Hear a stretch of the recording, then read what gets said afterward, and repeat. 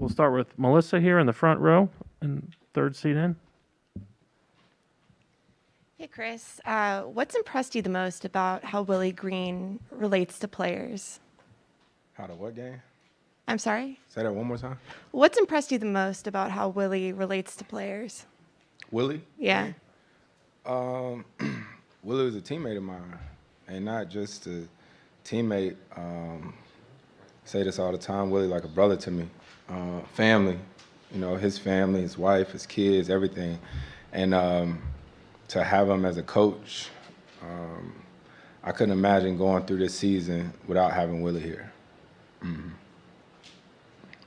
Was there like a specific moment that you really like turned to him or that he really helped you out that sticks out to you the most? Willie just gets it. And when you play in this league, I always talk about that Golden State series when it was Game 7 and his locker was right next to mine, and I didn't have a really good first half, and he was the one who told me, he's like, you got to be more aggressive, C. So he's just always been the guy that I could talk to about anything. He pushes me, and I think for him not only being a good player in his own right, that time he spent with the Warriors on those championship teams, so there's nothing in this league Willie hadn't seen. Yeah. Dave here in the front. Chris, we're here finally after a tough season, I think, for everyone involved in the league, and there was some criticism from players, including your friend LeBron, about the way the playoffs played out with so many stars getting injured. Thinking back to the tough conversations you guys had to have had in November to get ready for the season to start in December, what do you think about how everything's played out up to this point? Man, one thing about our league and its players is everything is always a conversation. There's a ton of guys on the executive committee who are working hard on things right now as we speak, day in and day out, traveling. I wish you guys knew all the things that are going on. So decisions that are made as far as playing or not playing, players are always involved in it. Injuries are always unfortunate.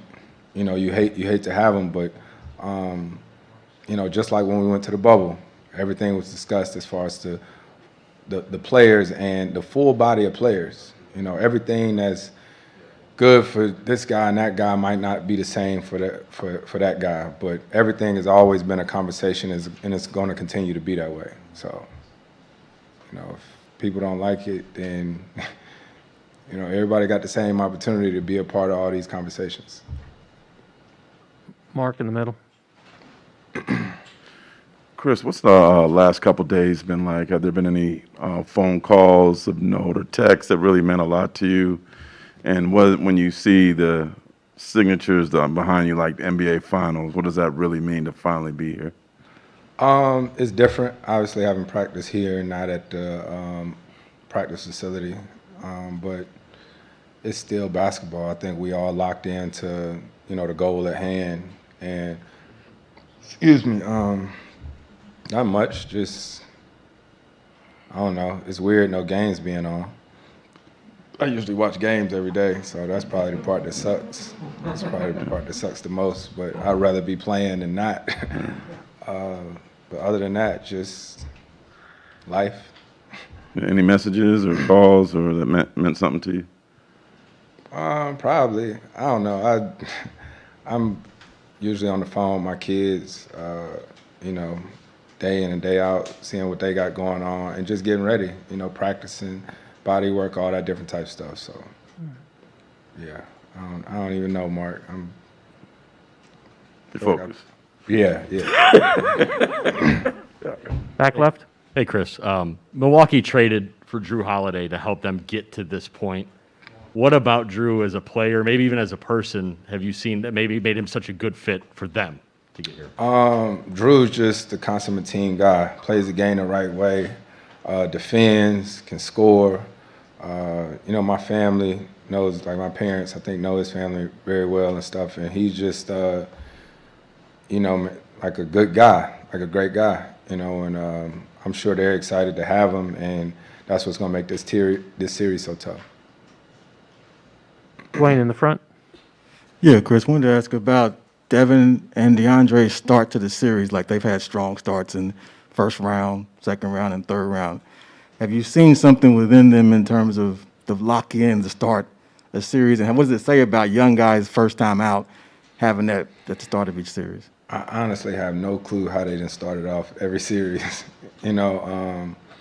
I think for us it's just about winning games and making sure that we had the right approach as a team. But those two guys are two leaders of our team. So obviously we go off them, we feed off them. But we expect that not only at the beginning of a series, but in the middle of a series, at the end of a series. Like that's why you're in that role. Just with one more follow-up. Saw you out there today because obviously we haven't seen you guys in a practice mode. What was having fun with the guys and all that? Devin's talked about still having fun and not letting it be too serious, but you are a serious person. So how have you tried to lax in this moment? You're not at practice with me every day. You know what I mean? So I think for us it's balance and whatever it is. You always got to remember this is a kid's game that we play. You know what I mean? So this is a blessing and an opportunity to play this game. So there's balance. I think our team knows when to lock in and when we got to enjoy the moment and enjoy ourselves. We'll go to Palmer on Zoom. Next is going to be Cameron Cox with 12 News. Hey, Chris, you talked about at the end of that Clipper game, you thinking about your son to knock down those free throws. I'm just curious, has he given you any advice going into the finals, or what is he telling you? Shoot, Chris say everything to me. He tell me when I'm playing well, when I'm playing bad.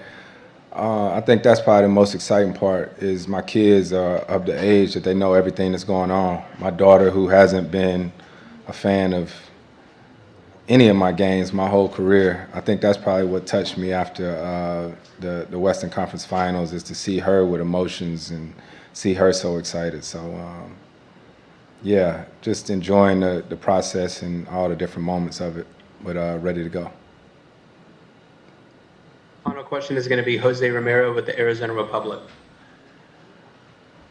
Chris, you played with PJ Tucker. You've seen him over the years. I just want to get your thoughts and your take on his game and what he brings to the Bucks and what he's brought over his career. Yeah, big piece to their team. Them picking up Tuck, I think has helped them a lot. Tuck's always just going to do the dirty work. Whatever his team needs him to help his team win, he's always going to do that. So it's a big pickup for them.